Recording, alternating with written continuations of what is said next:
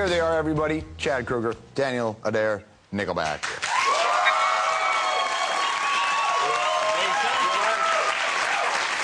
So, you have, because it is Monday night, you were on the weekend inducted into Canada's Walk of Fame. That's exciting. Very, very exciting.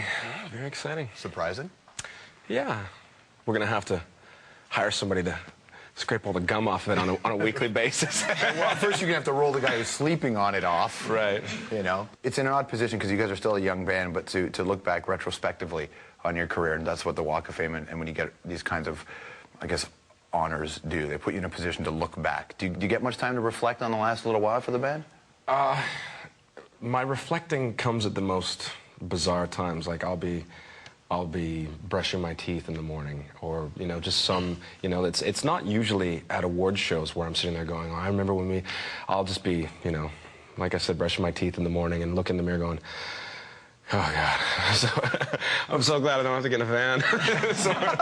That kind of stuff, and it really, I think it's a lot of other people that remind me how hard it really was, and until you actually start to reflect and like, oh, the mountains of crap that you crawl through on all fours, I think I've selectively tried to forget most of that, because a lot of people think that after a little song called How Your Mind came along, it's just like overnight success. Yeah, it was the longest 10 years, that any other band has to go through. But everyone always thinks it's that overnight success. Well, I remember when you had the song "Leader of Men" that was on the radio. Then when I was working at a rock station in Toronto, and then it was on, and then you were calling yourself. You did all the radio promo, and then the song didn't really catch. You didn't get the support. It went away. Then it came back again. Right. And there was this process, and I wondered if, as a human being, if you reach a point where you're like, I can't. This isn't working right now. I don't want to do this. I remember calling home. And I called my dad, and I was like, probably to ask for another $50 so I could go buy some noodles, because, I was broke again. Whatever money I could get, was gone. And I remember saying, I can't do this anymore.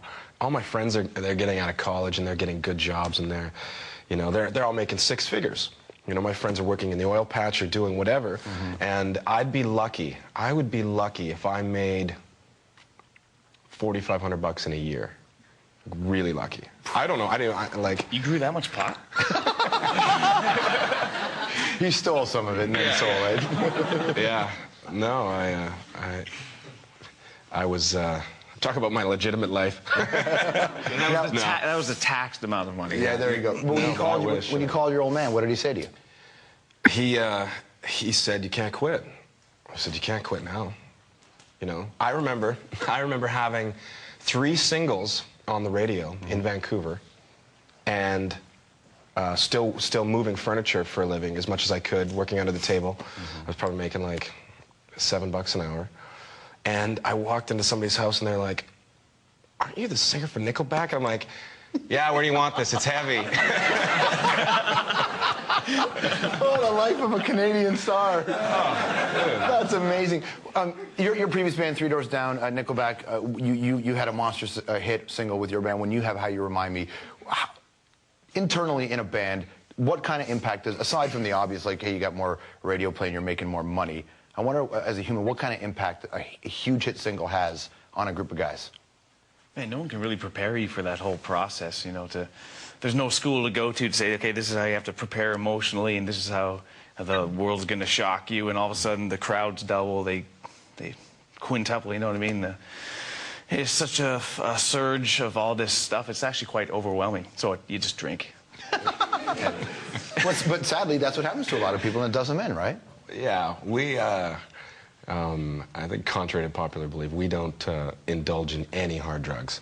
I mean, the good ones, we smoke weed, we do, yada, yada, yada, but we don't do any of the really hard drugs. And anybody that does can't even work for us. And if you get caught, we've got probably, how many people work for us? 50 crew, I think? Yeah, something like that. 50 crew members touring on the road. If you want to go do blow, go do it on someone else's tour, because we don't want to have to deal with, why didn't the lighting guy show up today?